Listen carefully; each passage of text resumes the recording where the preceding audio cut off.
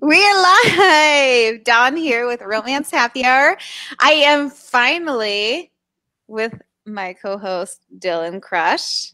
Dylann, last week were you we here did last our week? special Jingle Balls thing last week. Yes, Jingle Balls.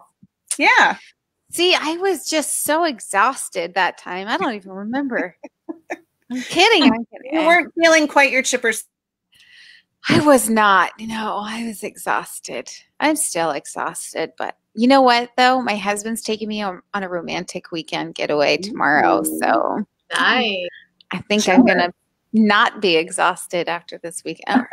We won't go there anyways. You might be more exhausted, Dawn. I might be more exhausted. But so, Dylann, what are you working on? And congratulations for anybody that doesn't know. Dylann has some big news, and Miss Tracey does too. Yeah, Tracey and I are both authors in the Jingle Ball set, and we hit the USA Today bestseller list yesterday. So pretty exciting. At number 99. I know. I saw that. I snuck in under the triple digits. So, Nice. So yeah, that was pretty exciting. I am thrilled to be here tonight with Tracey, fellow Jingle Balls author, and L.B. Dunbar. So thanks so much for joining us tonight. We really appreciate it and are excited to hear from you. As far as what I'm working on right now, I am working on a new series idea to pitch to my agent, who's going to pitch my publisher. So we'll see what happens there. I don't want to give anything away, because we all know that Dawn can't keep my secrets. So Dawn has no idea what I'm pitching, but I'll let you know if it gets picked up. I don't, but I can keep other people's secrets. I think we just established that. It's only your secrets. It's only my secret that Dawn cannot keep. Yes, only my secret. And I am working on another secret project that Dawn actually knows about, but I'm not the one who told her about it. I know better.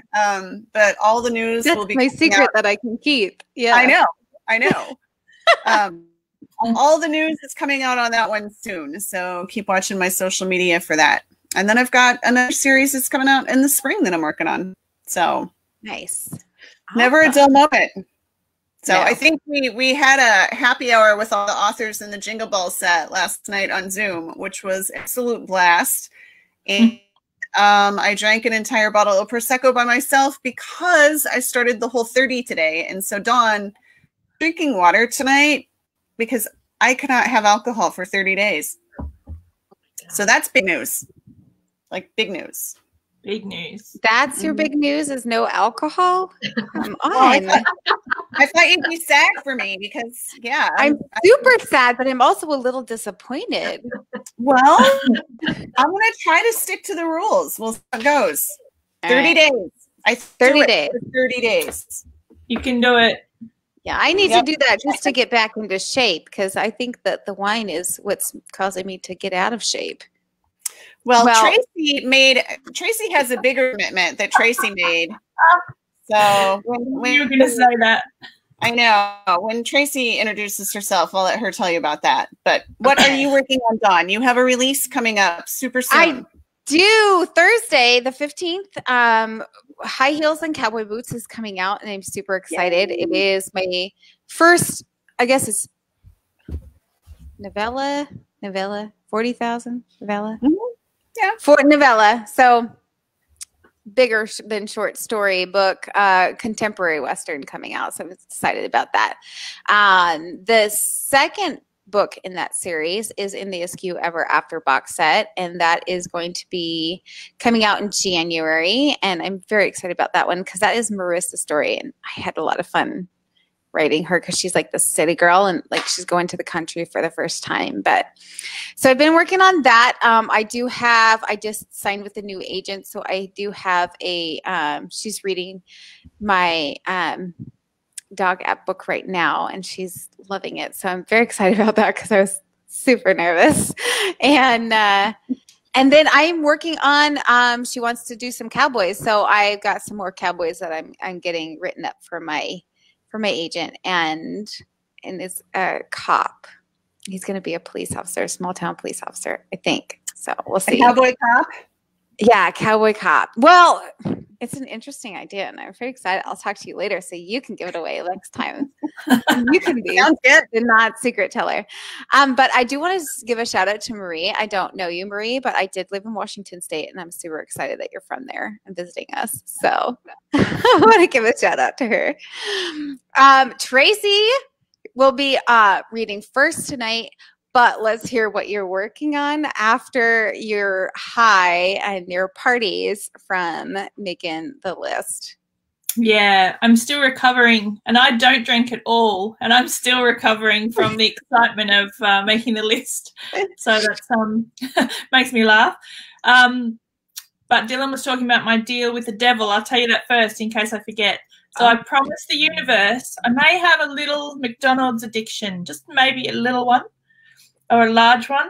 And I promised the universe on Thursday, if we made USA Today, I would give up my McDonald's for a whole year. So, we're on day 2. I've got Wow. I'm carrying a bit of McDonald's. No. So I'm hoping I'll get a bit skinny. Is it just McDonald's, or do you have other fast food restaurants that you can go to? I have lots I can go to, but Okay. I'm not really a fan of any of them. Macca's has my heart. But today I've deleted my app, unsubscribed from the email specials, done the whole bit, thrown out all my little tickets off that Monopoly game. They're all gone. You know what? Now that post makes a lot more sense to me because I saw that earlier. Saw them on my Facebook. I know, they were like, they knew I was slipping away. The kids even banned me from going to the toilet in McDonald's because they can Find My Phone on my iPhone, and they're saying, no, you can't even go there for that. So, should be interesting. But anyway, that's my deal, and we made it. It was totally worth it. I would do it again. Work-wise, I've got... We'll ask you a year from now. Sorry? We'll ask you a year from now. Yeah. No, I'm really good. I once made a New Year's Eve resolution to not cook dinner for the whole year, and I made it the whole year. So I'll stick with it. So I had to eat sandwiches a couple of times when no one was home to cook for me, but I made it. Oh my God. That's pretty awesome. Yeah. That's got to be Great. probably the coolest and most daring New Year's Eve resolutions I've ever heard of. Yeah, it was pretty great. I wonder if I could get away with that. Yeah, I don't know, right? Probably not. It's a good one, ladies. If you want to make a New Year's resolution, it's the one to keep. Right. I'm thinking I want to say I won't do laundry for a year, or yeah. Pick up after anyone for a year. Mm-hmm. You've got me thinking, Tracey. Yeah. I hate cooking, so it was the perfect one for me. Very progressive of you. Yeah. Funny. So what else can I tell you? Work-wise, after I recover from Jingle Balls, I've got a couple of books in series that have been waiting to be finished forever. I'm newly energized to get those done. So I've got 3 separate books that will finish off 3 separate series. So those are my goals between now and December. What else? I'm trying to stay clear of any box set group activities or anything like that to get myself back on track, back in my good habits for a little while. Because it does take a lot of work. Yeah. It was super fun, but yeah, a lot of work there. What else? Tell us about your hat. My hat. I dug out the Christmas hat because of Jingle Balls, and it's surprisingly easy in my house to find a Christmas costume because there's a whole bag of these headbands. There's a big top hat thing. There's a turkey head that goes over your head for turkey with Oh my gosh, that's so cool. So I thought I'd get in the festive spirit. Someone has stolen my Christmas earrings, though. I'll be hunting those up later. But, yeah, we do Christmas. We don't always put our tree up, but we like costumes. So. One of those comments says that they don't think their husband would appreciate the not cooking. You can do it, Denise. I got to say, my husband would be 50. Well, first off, my husband goes out to sea. So then my kids would be like, why the hell aren't you cooking for us? You're our mother. Yeah. But when my husband's home, he does cook a large amount of time because he loves to grill, because grill means he can drink. And then he's like, it's like this. We have a lot of burgers and steak, and Yeah. grilled chicken. But I don't complain because I'm not cooking. Have to cook it. My husband's from Denmark, so he really likes outdoor. Yeah. He loves the barbecue. Summer is nearly here, so he loves all that. And he's a much better cook than I am. So I actually did the family a favour by not cooking for them.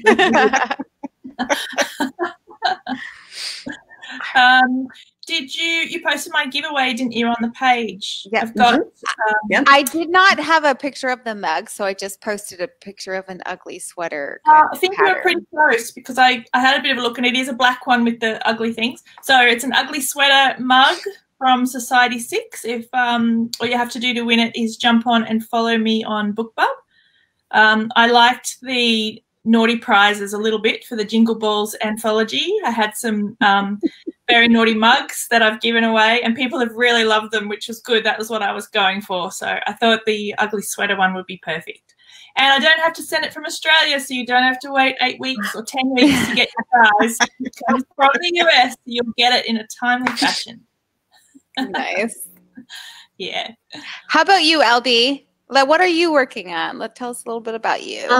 Well, I had a release today. Yes, for Silver Biker. Thank you. Thank you. I think I have a picture I can show you. It's sad I don't have paperbacks yet. I'm not that efficient. Here we go. Yay. Ooh. Nice. Ooh, yeah.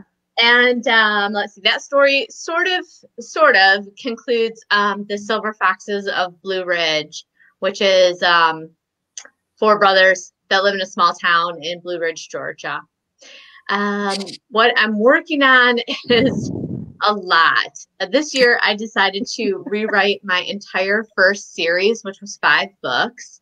And this was not the year to take on that kind of project, though, creativity-wise. There was a lot of stalling, but I'm on book 3, just released last week, and then 4 comes out in November, and 5 comes out in December. And then I'm also writing in Serena Bowen. She has a world, the world of True North. So I'm currently writing, I have 2 submissions for that, and I'm currently working on both of those. And that's about it. Sadly, I wish I had something new that was coming out in 2021, but right now I feel like I'm just scrambling to finish 2020 and make it through all the projects that have been budgeted for this year. So yeah, we already have a question for you, LB. Do you have any more Silver Fox books on the horizon? Oh, of course. Of course. That's pretty much the only thing that I'm writing. So it's interesting to hear you guys talking about your cowboy stories, because one of the books in the True North series will be reflective around a cowboy, and sort of that same storyline, like a small town, a big city girl moves into the small town in Vermont. So I'm super excited. I've written a cowboy story before, actually for Penny Reed's series, the Smarty Pants Romance Collection, and it was so much fun. I'm from Chicago, so I'm from a big city, and I just love cowboy stories so much. So I was just gonna ask, because your books take place in Georgia, so it's like she doesn't have a Southern accent, but she's got Georgia and I know. Where are you from? So you are from Chicago. Yeah, I'm from Chicago. I grew up in Michigan. But I've lived here in Chicago even longer. And it is funny because I love, I live in the city, and it's like, I love small towns and I love the South. So it's like, by default, I often write characters who are from there, even though I don't know much more than, bless your heart. It's my favorite thing to say. I love that so much. I love that saying. Probably one of the most important things you need to know when small town. Yeah. That and sweet tea. That's all. And sweet tea is my favorite. So I was actually upset last year because I went to Texas and I couldn't find sweet tea. And I was like, what do you mean? Like, everybody serves sweet tea, but I couldn't find it there. So it was upsetting almost. That's funny. Where did you go in Texas? Dylann is from there. Dylann is from there. And I lived there. Oh, awesome. Well, I had been at Book Bonanza. So that was in Dallas. Oh, yeah. And then And then I've also been to Houston, Texas for RAM, which some of you might have attended, which is for authors in the romance. So I was there last year too. Yeah. Crazy enough, like that's where I lived for like 3 years, and I didn't even know RAM existed when I was there. I'm like, why didn't I attend this until literally I was moving, and I was like, well, this is inconvenient. I could have gone there last year. Gotta go next year. Gotta go Yeah, next year. I'll have to. My husband will probably want to go with just to see Houston again. Yeah. Yeah. Oh, and the proper use of y'all, Sarah says. Oh, That's, yep. Yeah. I probably don't type it correctly, but I do say it. And then people laugh at me because they're like, you have no Southern accent, but you just used y'all. It's so easy. I mean, literally, you're just taking 2 words and making it one. Well, and time saver. It encompasses like big groups. So it's just easier to say like, y'all, let's do this. So. I got to be honest. So I've lived in Texas in the South for quite a while. My husband is from the South, and military. Anyways, I have been here for so long that I really, really, really, really want to use the word y'all. But when I type, I'm like, I don't want to seem like a poser because I'm living here. But I'm not from here, so I'm like, okay, I have to force myself to type you all. And I just like, okay. I'm the same. I'm in Australia, and I say it only in typing, and I think, I don't think I'm allowed to steal that, but I'm going to do it. Honestly, with your cute accent, we'll let you get away with whatever you want. Really. Really. Y'all has become pretty universal. So yeah. I just love it when people say all y'all, because it's like y'all doubled. All y'all. All y'all. I mean, I say it too, and I just got back from being in Texas for several weeks. So I find when I am around my family, I tend to yell it up. So it's awesome. Well, we should probably get going to hear Miss Tracey. She's going to read for us first from her Jingle Balls USA Today Bestsellers book, and I can't wait. So I'm going to pop you up here, pop the rest of us down, and we will hear from you first. Alrighty. This is my first time reading live, you guys, so be kind to me. So my book in the anthology is called Lick My Snowballs. We had a lot of fun choosing those titles. I'm probably going to get through just a chapter and a bit for you, so I'll read what I can before my time's up, and then we're good. So chapter 1 is from Peggy. Psst, lick my balls. What the actual am I hearing? I blink and glance over my shoulder. I'm the only person standing in this tucked away vestibule that hides the dessert section.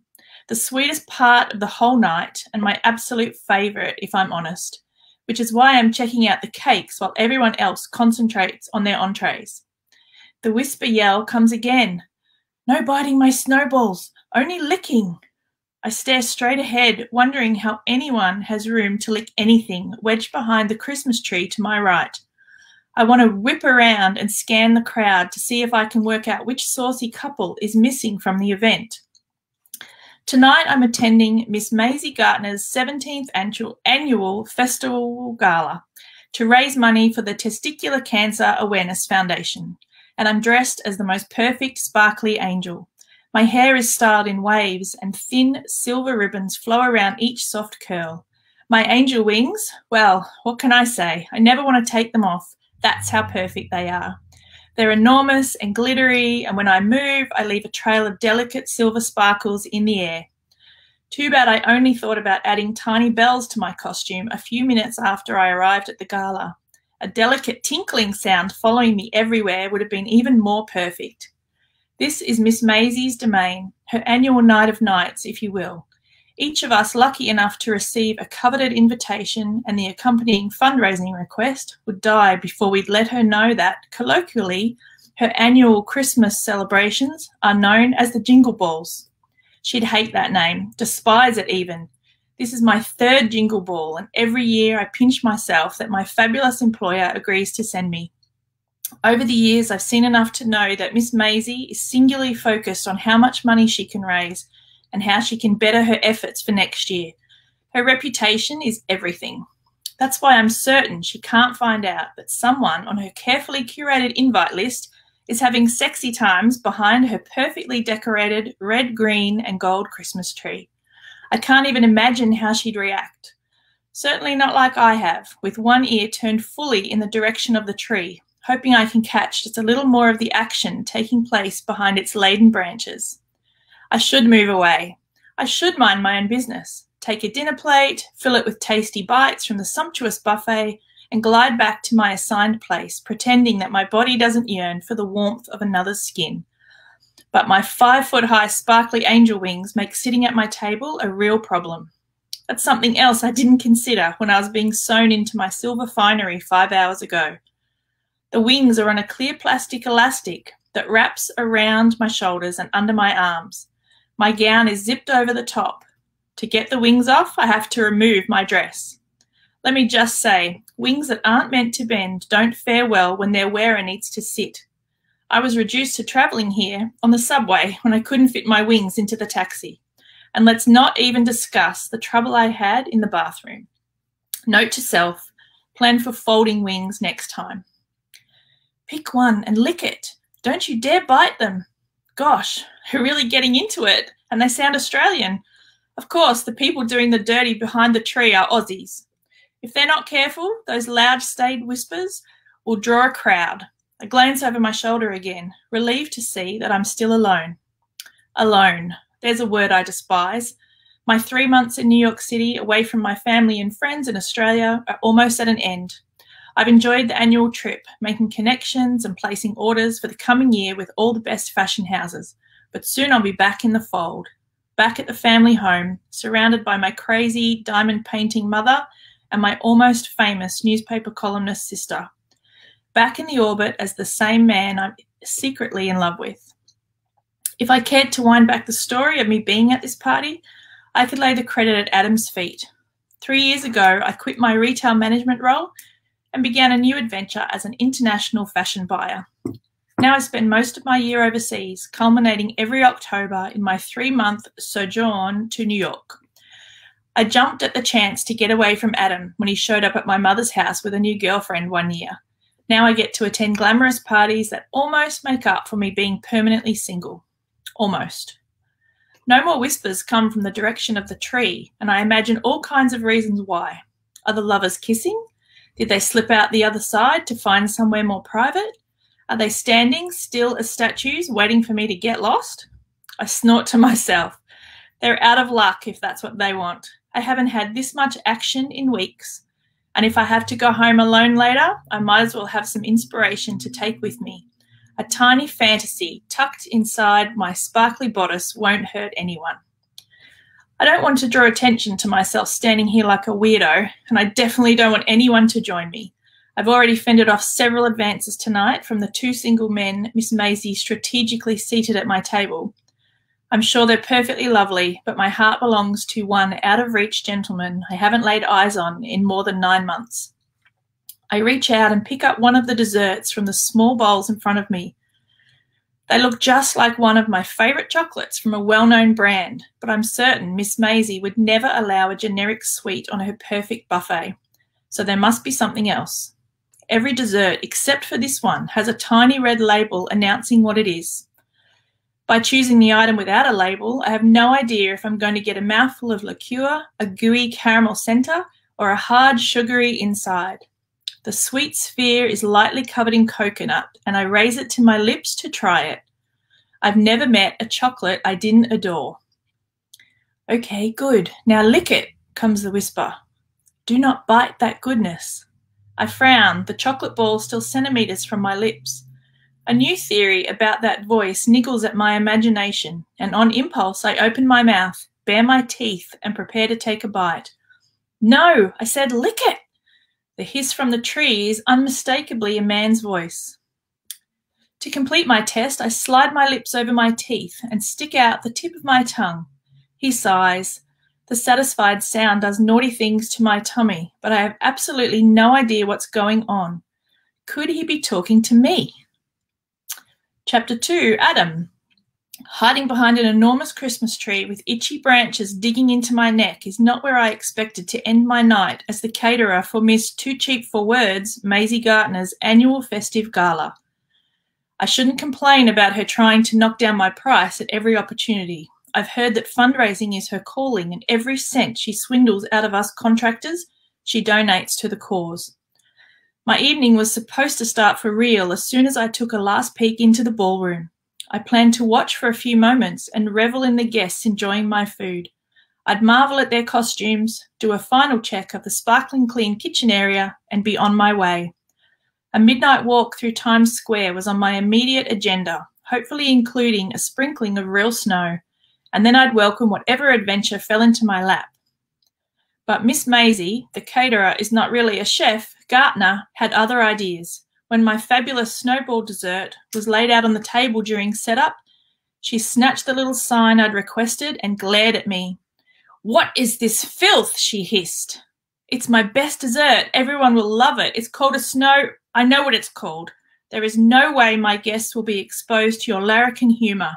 I knew I should have booked a chef instead of a caterer. But they have to lick them. People won't know what. Enough."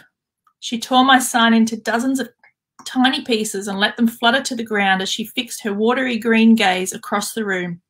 "Jeffrey, what does that band think they're doing?"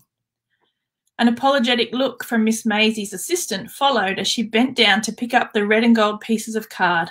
And she scurried behind her tormentor, quickly putting to work on the next detail that Miss Maisie might deem lacking.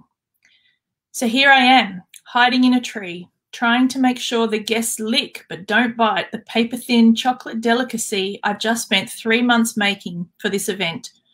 The thought that they'll miss out and all my hard work will be for nothing tears me up. I was counting on the reviews from tonight to ensure more bookings for next year. This is the first year of my version of the life plan that I stole from a friend back home, a woman I've never been able to have. Peggy got a job travelling the world right about the time I started bringing a new girl around. It was my backward attempt to get her to act on the attraction I swore we'd both been feeling for years. Instead, she disappeared.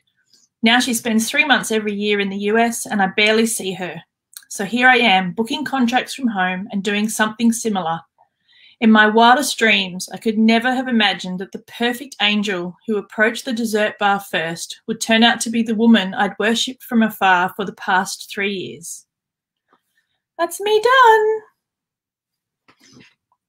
Oh my gosh, so good. So scary reading it out loud. It's like reading to your children, but terrifying.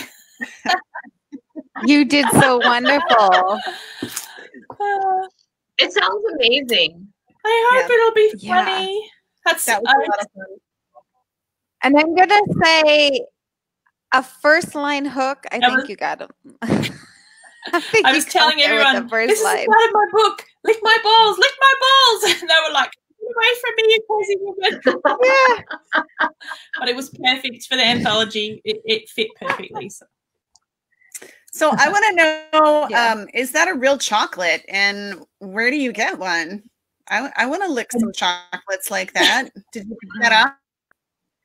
Yeah. And why do you have to lick it first? Further, it's not a real recipe. It's a mixture of, you know, those Lindt chocolate balls? I love the red Lindt ones. They're amazing, but only the red ones. So I imagined a thing that looked like that and had been mixed with popping candy. So when you licked it and it melted, it would crackle in your mouth.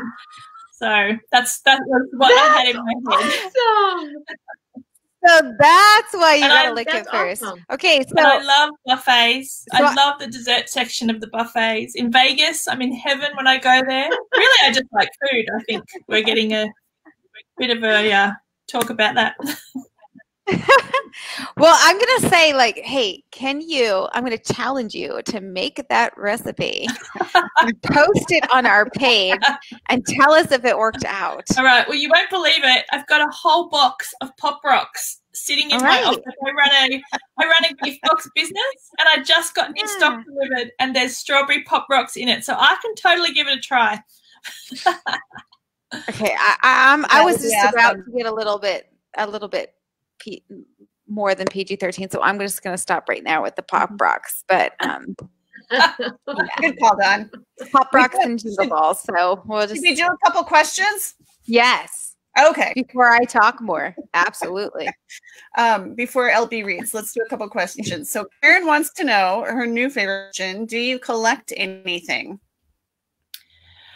I don't really collect anything. My husband collects hat pins, so I join him in that endeavor.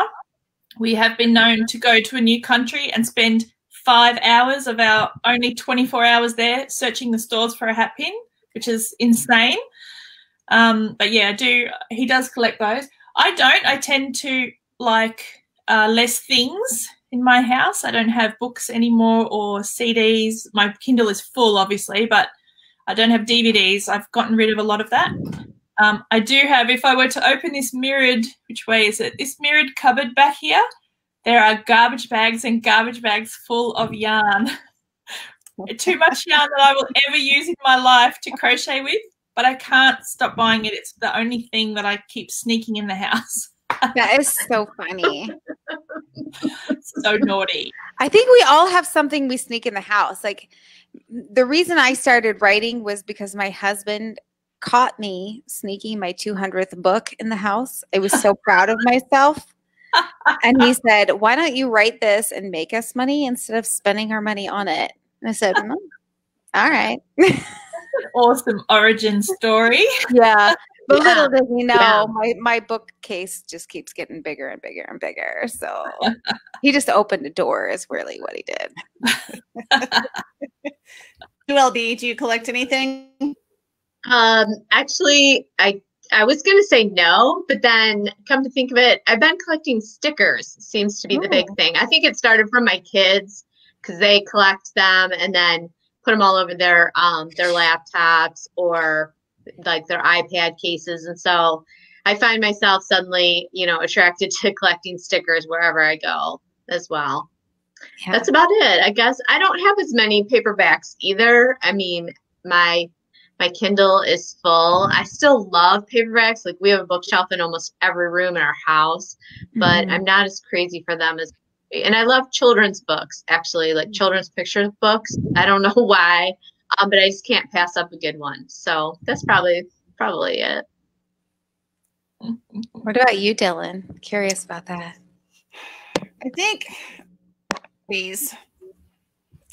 Bees or hobbies? Oh, hobbies. Not bees. I do not like bees. I'm not ever coming to your house. Like Tracey, I have bins of yarn because I knit and crochet. You can win actually one of my crochet yes. projects, which I won't name now because we are PG-13 here on Romance Happy Hour. But if you go to the Jingle Balls Nuts for Books page, you can find out how to enter our big Jingle Balls giveaway. And I have a balsam lip balm holder that I made, and it's up for grabs. And that, but yeah, I mean, I started doing. I've got like all the planners. I decided I wanted to, like do the planners and all that. So I've got tons of stickers, and I was a scrapbooker. I tend to collect hobbies, is what I do. I have stuff to make jewelry, and then I never have enough time to do all my hobbies. But I collect hobbies. So if Dylan and I ever live in the same town, we're going to have to just collect hobbies together because I've got jewelry stuff and crafting stuff. And you actually make things, though. Dawn makes these amazing. Show them your wine glass. Oh, yeah. So Dawn this one. Amazing creations. This one actually says, baby, it's cold outside. It's like etched glass. I figured out how to etch glass. It's on the other side of it. So this is a pot that's like it's like 3D snow dripping. That's awesome. Yeah, but it's my only wine glass left. The rest of them have been broken by my children who like to throw them in sinks and stuff. So it's my only one left. It's pretty solid, I think. But yeah. Okay. Let me see. More questions. I got distracted by looking at your wine glass and remembering what wine tastes like, even though it's only been one day. Okay. Sarah wants to know, what is your daily writing routine? Who's going first? Me? Yeah. Go first. I used to have a really good writing routine before this year. So I used to write from 9 o'clock to 1 o'clock in the morning. I know you'll be surprised, but at a McDonald's. And I had a job delivering flowers, which I love. I took it on because I quit my full-time job, and writing romance, I was noticing for a few months I was at home, I wasn't seeing anybody, my writing was not the same. So I took on a flower delivery job. And so sometimes I finish at 4 o'clock, 50 kilometres away, and instead of taking the busy traffic home, I'll find a McDonald's, sit down and write till about 7 and then come home. My children are grown, so they can fend for themselves. So I was doing a lot of that. So that has really messed me up. And now that we haven't been allowed to go out and all the McDonald's are closed, except for the drive-through, it's really affected my writing routine. So I've made myself a little patch in one of the offices at home, one of the rooms, and trying to get back into that routine. I can't write with anybody looking over my shoulder, so I can only write in a McDonald's against the wall. I have a few little weird quirks, but I have this little stone that I take with me now. It says Insight. Ooh. And if I've got that in my pocket, it's like a little talisman or something. If I've got that with me, I can write. I think I've just trained myself. It's really odd, but it works. So that's what I do. So now I can write anytime, anywhere, as long as I remember to take this with me. I love this so much. So we had an author who wrote in a tire shop, and now we have an author who writes in McDonald's. Amy. Yes, I think that we are gonna have to like make a questionnaire, like a quiz. Things that you do. Well, it's a real problem. Once the McDonald's shut, no more writing came out of these hands, and it was a very rude shock to think how conditioned I was. I could go in any Macca's, no matter where it was, but I was absolutely conditioned to sit in the corner, put my headphones in and write. And, I've had to change my habit. So it's been interesting. I was going to ask, how's things going over there, like with this whole Corona thing? We're doing pretty well. Our state, we're in Victoria. Our state has had an outbreak. We had people going into, we're very, very strict here compared to a lot of you guys.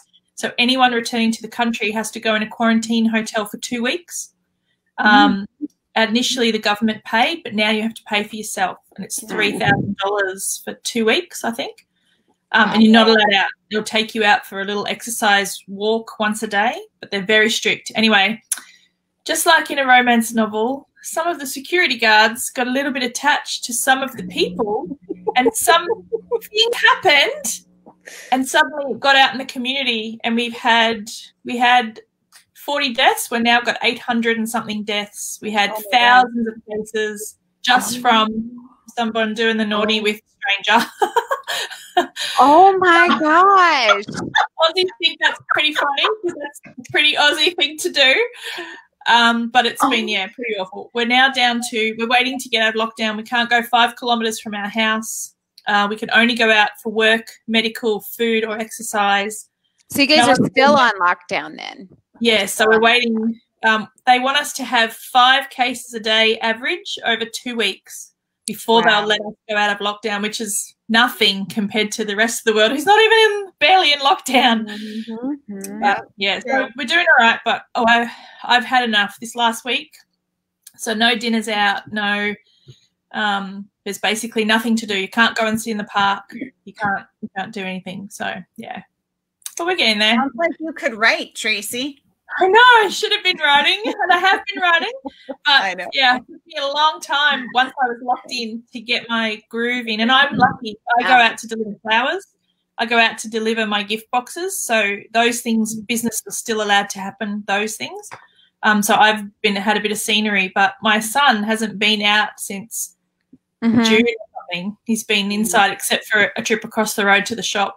We even had a curfew. They even locked us in from 8 p.m. to 5 a.m., which is unheard of here. So wow, that's crazy. It'll be 20 years from now, it'll be good stories to tell and bore the grandchildren with. Yeah. My dad, this happened. Right. All right, Dylan, we got some more questions. We got to get to LB soon. Yes. You know what? Let's, well, not get to say what her writing routine is. So let's do that. And then let's have LB go ahead and read because we want to make sure we have time. Okay. So my writing routine is sporadic. That's the best way to say it. I work full time as an author now. And so I kind of rotate around my house. Sometimes I'm in my room. Sometimes I'm at my desk, which is downstairs. The room I'm in right now is my second daughter's bedroom. And literally the weekend she moved out, I moved in and started painting this room. So I don't have a she shed. I have what I call the me room. And this is where I do a lot of stuff. But I don't have a set time that I write. I wish that I did, but sometimes I'm really motivated in the morning. Sometimes I'm really motivated late at night. It just depends on the mood, so to speak. So I wish that I could go out and write in public, but I don't. I don't drink coffee, so I always feel like an imposter if I just take up a space in Starbucks. So I do most of my writing right here at home. So awesome. Whenever it strikes, whenever the inspiration strikes. This is so crazy. So Tracey doesn't drink wine and LB doesn't drink coffee. I feel a little bit. I drink wine though, but I don't drink coffee. I don't drink coffee either. So just. Well, I'm a sucker for both. So we'll just all get together and then like talk about coffee on one side and wine on the other. Oh, funny. There you go. All right. Well, LB, are you ready to read to us? I can't. Sure. And is this book the one that's released today? Yes, this is from Silver Biker, and because it has to be PG-13, I skipped ahead because the first chapter is the prologue is definitely not PG-13. So this is actually chapter 1, and it's called A Reintroduction. Why the scowl, honey? My vision glazes over at the question, and I'm numb to the woman on my lap. I've had a few too many tonight. Fall is always a difficult time of year for me. September specifically is the worst. This day, the most awful of all. I'm in my home, away from home, Rigid Ed, biker bar just outside my hometown of Blue Ridge, Georgia, because I don't trust myself to be anyplace else. It's a place where, despite everyone knowing my name, I can forget who I am. James Harrington. That's my name, my birthright, and my curse. I didn't always hate being a Harrington. At one time, I took it as a privilege. I used it to my advantage, but a name doesn't stop you from losing everything. The biker babe on my thigh cups my chin and forces me to look at her.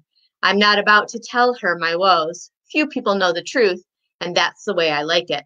Trixie, Trudy, Tabby, I can't remember her name, but I squeeze her hip. She's wearing the shortest of short skirts in black leather and a white top cut so low her red bra hangs out. Her thick ass presses into my thigh. She's unfamiliar in so many ways. She isn't the woman I thought would be sitting on my legs at my age. By 48, I believed my life would be many things, but none of them hold true.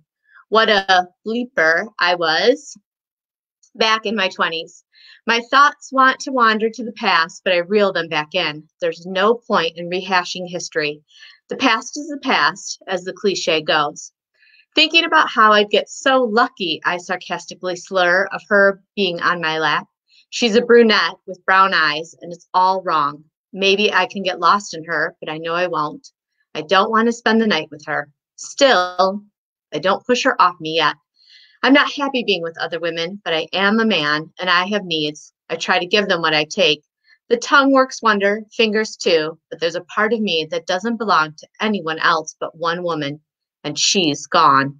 It's all my fault. We should get out of here, the babe whispers in my ear. Her voice is off, smoky and rough. She sounds as tough as she probably is. It's a hard life being a bee to a bunch of bikers. Rebel's Edge, we aren't the worst out there. The club is no longer one percenters. That history happened before me joining up with the group. The original club whittled down to more of a group of rogue bikers and lost souls who found one another. We ride, we drink, we fornicate. Such is my life now, the life I didn't think I'd ever be living. Not yet, honey, I tell her, as she outlines the shell of my ear with her tongue. Hosed down by the saliva, she laps at me like the kisses my pooch, Silver, gives me. A lick from my Siberian husky might actually feel better. Ranger! The call of my biker name forces me to look up. I think this one's for you. Justice is the president of our non-official club, and he's also become a true friend. His silver-topped head tips toward the front door, and I squint. The brightest of blonde hair from yards away beckons like a beacon across a lake, but I can't make out the rest of her. She hesitantly stands before the front door, as though she isn't certain she should be here. Perhaps she's wondering how she got here. Join the club, sister. Then again, don't. Whoever she is from this distance, I can tell she doesn't have a stitch of biker babe in her. Something just doesn't feel right about her and tells me I'm correct in my assessment. Nope, not my type, I say to my friend, turning my gaze back to him and then offering a kiss to the jaw of the woman on my lap. Justice snorts and shakes his head slowly side to side. His arms cross over his soared body. He's been acting all kinds of weird over the past few months. I'd tease him it's old age, but I know the real source of his contentment. He's getting dipped on the regular to one woman in particular, and it's mellowing him. He's in love. I shiver with the thought I'd been there once, only once, and then I lost it all. Maybe the chick by the door is lost. It happens on occasion. Someone's driving toward Blue Ridge up here in the Smoky Mountains of Georgia and gets turned around because of a lack of GPS. She hasn't quite made it to town and doesn't realize she's only 15 minutes outside of it. Keep going, honey, I want to holler. You'll get wherever you're going soon enough. Blue Ridge is my hometown. Born and bred here, I knew I'd spend my entire life near this place. After what happened, I'll never leave. Never. Wouldn't be so sure about that, Justice interjects, responding to my statement about type and pulling me back to the present with a deep chuckle. The lost woman finally walks to the edge of the bar and pauses at the structure. It spans the length of one wall. The rest of the room has tables scattered here and there. I'm sitting near the pool tables toward the back of the place. I just won a game, and somehow the woman on my lap is my prize. I'm not getting laid, but I'll be getting long overdue head. What do you know? I snap at my leader, although it comes out more slur. I'm feeling good, really relaxed. I'd like to think the ease will allow me to stick my D in someone random, but I know it won't. This bird on my lap could sing pretty sweet, smell sweet, and tease me in all the right ways, and I still wouldn't be going where I can't bring myself to go. It isn't that I can't get it up, it's that I don't think I deserve to sample the pleasure. Ranger, you're asking for trouble. The tone of Justice's voice raises the hackles on the back of my neck. With my hair shorn short to my scalp, highlighting the hints of silver I've become speckled with, it doesn't take much for those fine locks to prickle. His voice has me on edge. Trouble is my middle name, I snort. Peach is your middle name. A sweet southern voice purrs, and I choke on air. Justice steps aside to offer me a better view of the woman speaking. You're a peach, I retort, squinting at the figure who has moved closer to my perch without me noticing her. The comeback is intended to be flippant and flirty, but my tongue swells the second I've said it. The air around me stills. The woman in my lap feels like the weight of the mountains. I only have eyes for the woman standing 2 feet away from me. Can this day get any worse? With blonde hair bright as lemonade, sapphire blue eyes, and a body like an hourglass, I can't believe I didn't recognize her at first. However, I am drunk, or I was. I'm sobering up real fast. My leg begins to bounce, making the woman on my lap jiggle, and she lets loose a vibrating giggle, drawing awkward attention to herself. She sounds like a child on a kiddie ride, only I'm not offering free trips on the James Express. Peach, I whisper, not certain the nickname leaves my lips. Continuing to stare at the woman watching me, I can't believe she's standing before me. Is she real? The glare in her eyes assures me she's very real, and she's staring daggers at the woman sitting on my thighs. In a show of possessiveness and bitchiness to the max, the biker babe kisses my jaw, licking along the hard edge and scraping her tongue against the silvery stubble. My eyes remain on the peach before me. James, the blonde bombshell speaks. I'd recognize her voice anywhere. I hear it nightly in my dreams, reaching out for it to drown out the other noises that haunt me. The screams, the scraping, the silence afterwards. Evelyn. Her name is sharper on my tongue than I intend. I'm pissed she didn't call this year. She owes me every May. She promised. You gonna join us tonight, honey? The biddy on my lap teases the female before me who looks ready to stake me on a skewer and roast me over a fire. Good. Let her be angry. Let her be anything other than emotionless. It was all my fault, my conscience reminds me. I sit taller in my seat, shifting the woman on my thighs, who has a firm grip on my neck at this point. No, I don't think I'll be joining you this evening. Evelyn's sharp tone displays how unimpressed she is with this situation. Once upon a time, she was impressed with me, though. She thought I was the shit, and she was my sweet peach. James and his giant peach. My mother loved the irony of it. Evie, I hiss. Her nickname falls on deaf ears as the beauty gives me her back and walks away. My eyes follow the retreat of her firm ass, still tight in skinny jeans. My mouth waters and my insides stir in a way that haven't for years. Justice steps back with a broad step at her retreat. He stood beside her, ever the protector of the underdog, although I'm not certain who's the underdog in this scenario, her or me. As she walks away, the soles of her shoes clack on the tile like the ticking of a stopwatch, and I release the air in my lungs in relief. Or is it frustration? Maybe it's fear. Who is that? Trixie Trudy Tabby asks, her voice incredulous at the sway of hips walking away from me once again. I answer on an exhale, my wife. My goodness, that is awesome. Thank you. Mic drop. Great. Thank you. That was nerve-wracking. I'm sweating. You did so good. Yeah, you both did incredible. Thank you. That was I tried to clean up the language. I know Tracey was in the I had to skip some lines because I was like, not gonna say that one. Sorry. No, I thought it was excellent. Tracey was in the chat saying, I'm buying this book. Like literally, like right now, I'm buying this book. Thank you. You're so sweet. So good. Thank you. Yeah. I think you're our second Silver Fox author on Romance Happy Hour, but I know we have some major Silver Fox fans. So it's great that you're here, and I can't wait. Yeah. I mean, I obviously love them. I have the hair to go with it. So. I know, and my mother is not here tonight. Usually she is. She's been dropping the ball, but I mean, she loves her some Silver Foxes. So. Oh, nice. That's impressive. Let my mother join us for Romance Happy Hour. I don't think she knows it exists. So.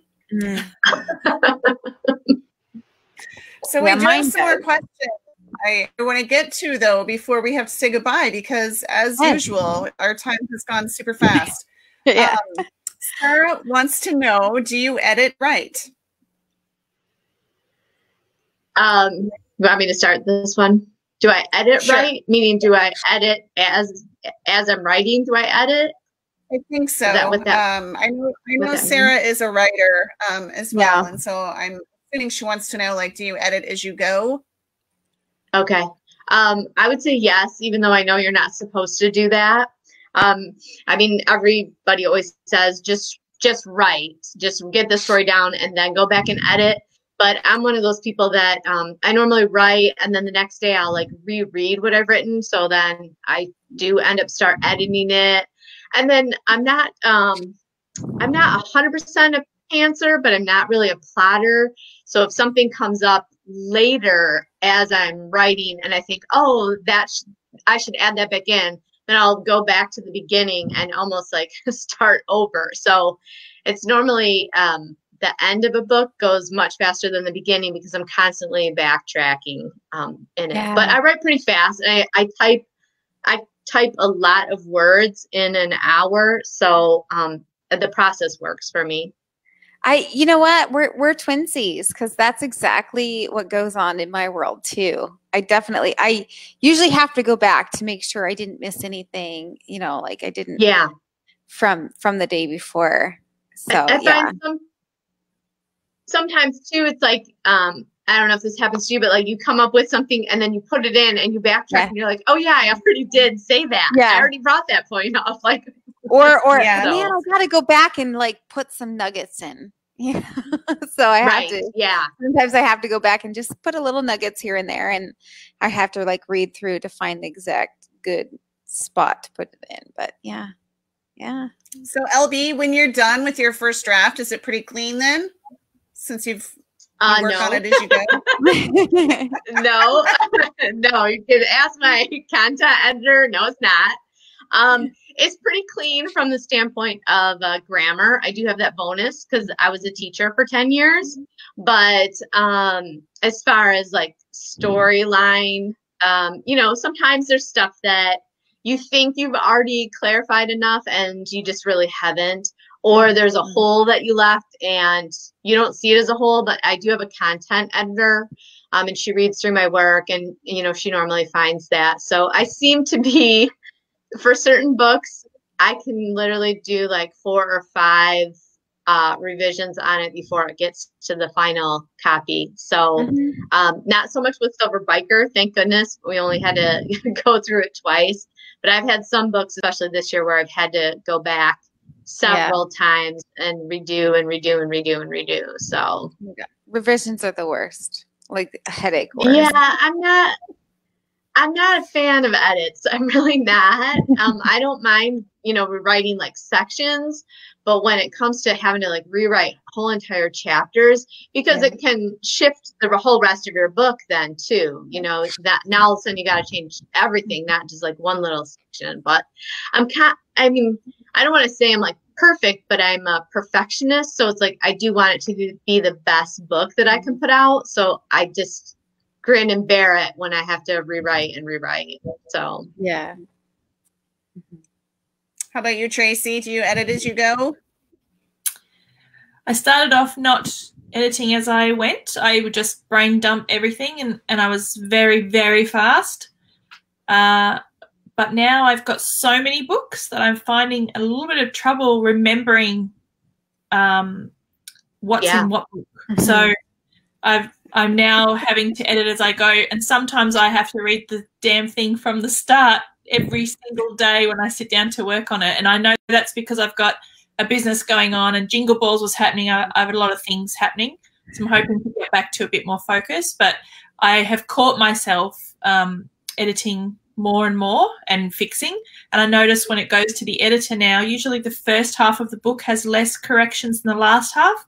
And I know that's from the 10,000 times I've read it and fixed it, tweaked it. And, yeah, it's quite noticeable that there's chunks where she doesn't change anything.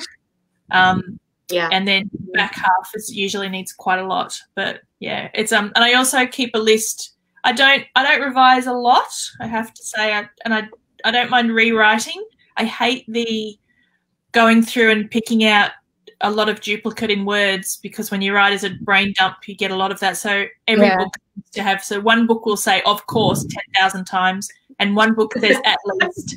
And another book will have everything, nothing, a billion times. I hate that part. But I have a list of about 50 things, and I have to physically go and check for everyone. And I hate it so much. But if I don't do it, I always suffer. So, again, you have to do it.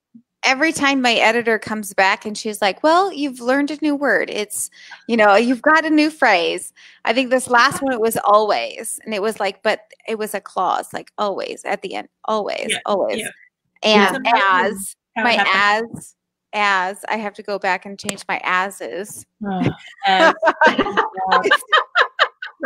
and once you notice it, you can't unnotice it. And then it's like fingernails on a chalkboard as you're reading your own work. And it's like, oh my gosh, I use like. I had like in there a lot.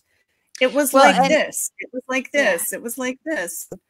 Yeah. And we figured out the as was my problem when like my former agent had like an issue, and she's like, I don't know what it is, but the right, you need to change this and this and this. And my editor goes through it and she's like, oh my gosh, I figured it out. It's as. like your word as, you use it so much that if you just changed it up, it would make it more active or whatever. And so I'm like, okay. So yeah, now I got to go back and interesting. every time I got to go back and look for my as's.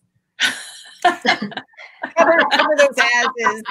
I got to cover my as's all the time. That's right. All right, we've got a couple more questions. Okay. I know we're close on time. Karen wants to choose your title before, during, or after writing.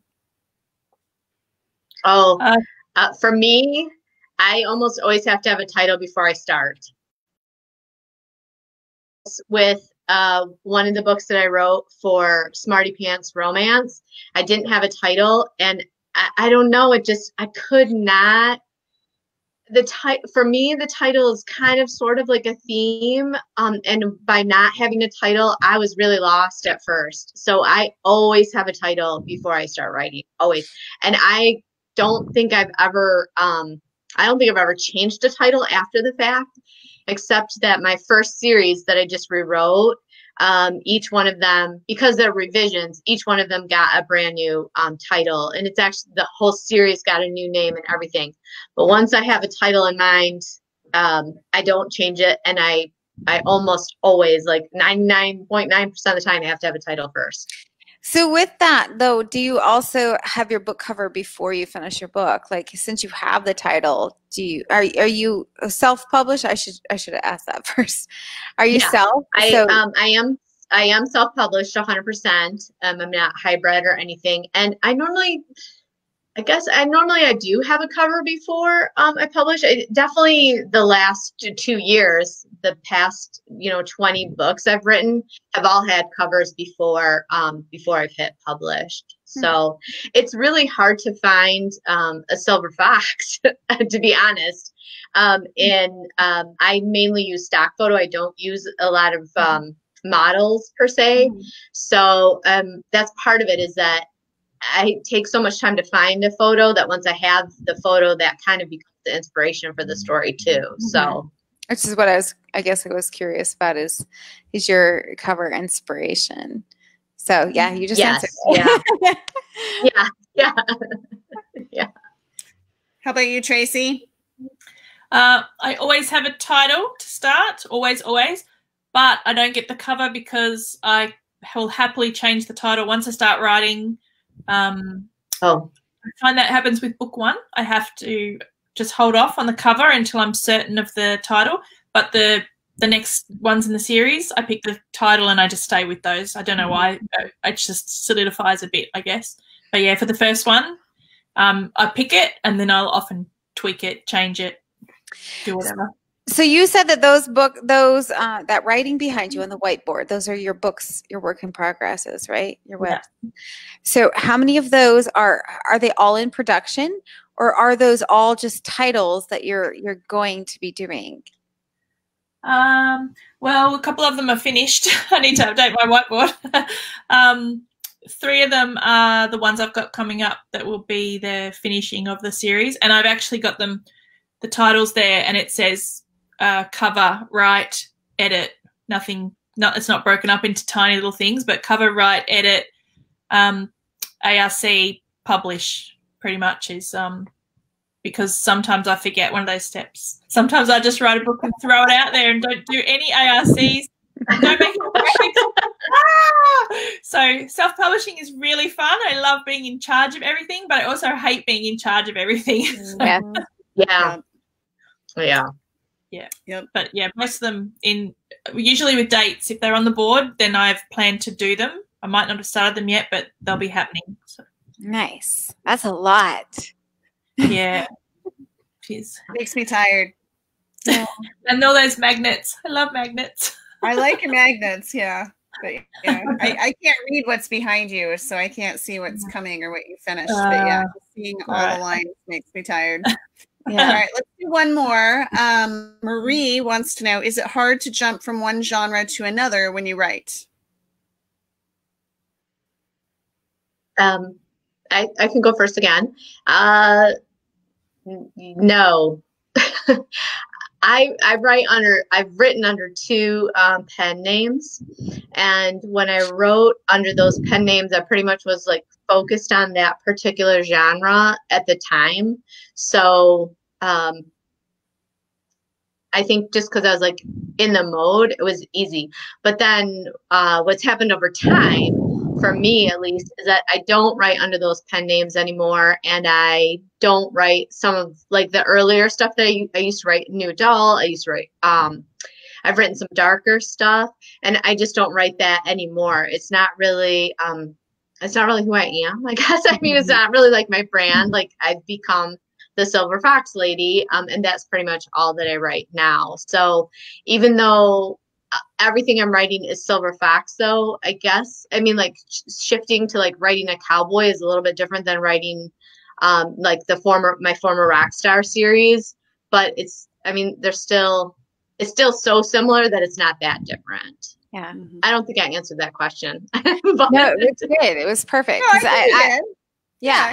I think it's like I read, I would get in these different moods to read different things: paranormal, cowboy, right, Western, historical, contemporary.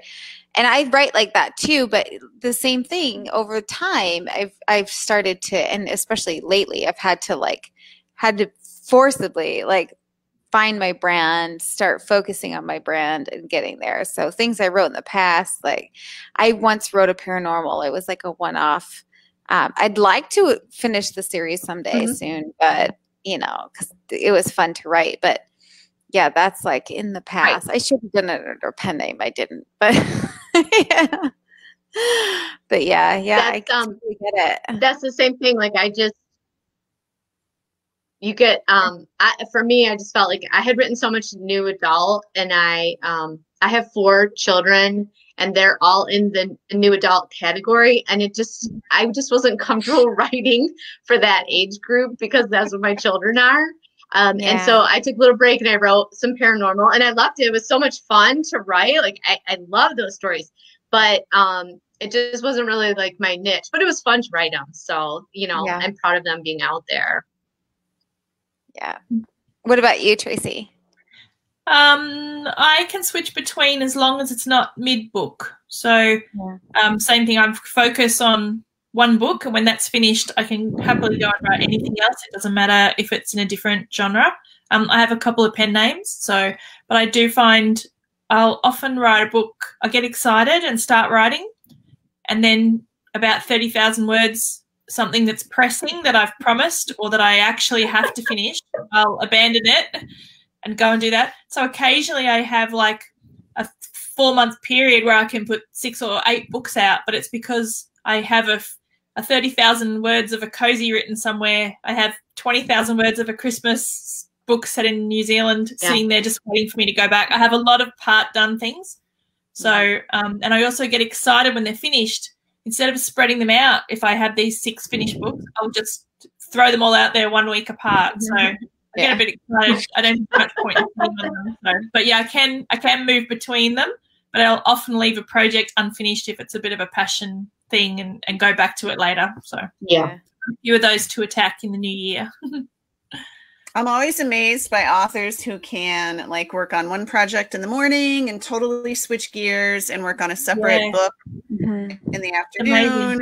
And I have decided I tried to write 2 books at once, and it really threw me. I mean, I started getting them mixed up. I'd have characters from one and the other and vice versa. And I'm a 1-book gal, I've decided. Yeah, me too. Yep. Well, I can read multiple at a time, but I can't write multiple at a time. I think I'm more, I'm not OCD, but I think I'm OCD about my writing because I can't work on 2 books at once. Like I just can't do it because it gives me anxiety. It does. I'm like writing one, being like, I should be writing on this other one. The other one needs to be done first. Why am I doing here? And that's where I get it. That's where I come from. Yeah. Crazy. Same. But we are 10 minutes past the hour. It is not the longest time we've spent, but it is fast. So we're going to say goodnight tonight. Dylan, do we have anything awesome going on that we need to to talk about the giveaway? The pajama party, if you want to mention that. The pajama party is going to be so much fun. And Tracey L.B, if you would like to be included, we do have nominations up still. I haven't decided if we're going to vote on the nominations or just go with how many people have already been nominated, because you guys are freaking awesome. We've gotten almost, I would say 2/3 of our authors have already been nominated to join us for our pajama party. This was all Dawn. I have no idea how she's going to decide. We can't have that many people come on a Zoom or a live. So this is all up to you, because this is your idea. Like, I'm not taking responsibility for. Well, this is the first year I've even owned pajamas, so that could have been a scary offer last year. I mean, we can shop in some pasties. I don't know. Like, we did have a close call with Tracey one time in a sprint room. When the Facebook rooms started. Tracey had a close call in one of our writing groups one time, which was kind of funny. Oh, I didn't know we had video. I thought we were just writing together with sound. So do you write naked then? I was in bed and I got up and went, I'm going to join that, and just started it as I was wandering somewhere. And definitely don't write naked, but I was because of the time difference. I was in bed. My God.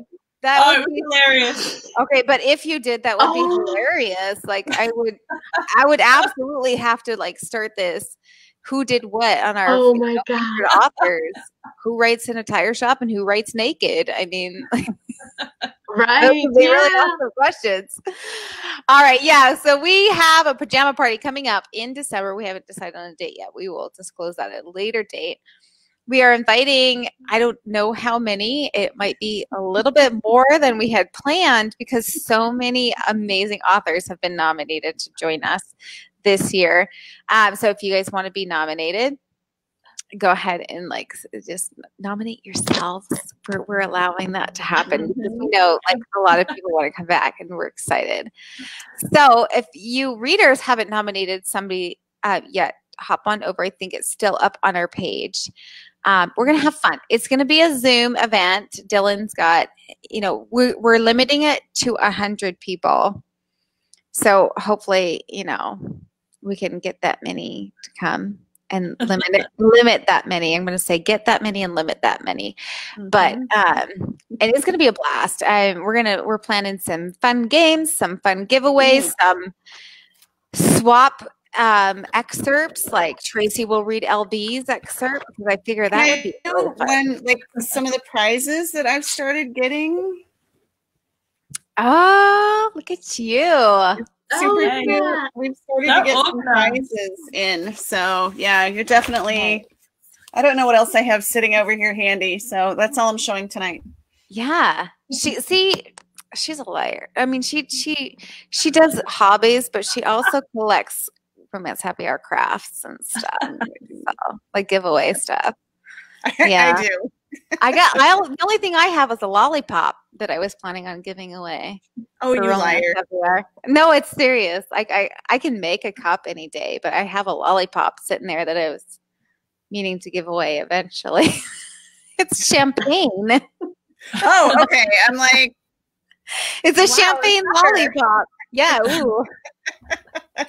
A champagne lollipop sounds good. So look for the information on our page. We'll get more out later, but we're going to have a blast. And definitely join us, and tell all your friends to join us when we do have it, because it's going to be a Zoom and everybody's going to be talking at once. And I don't know. I might even try to figure out a virtual pillow fight so I can smack Dylann a little bit and she can smack me back, and then you guys can see how that goes. But yeah, that'd be fun. We'll figure it out.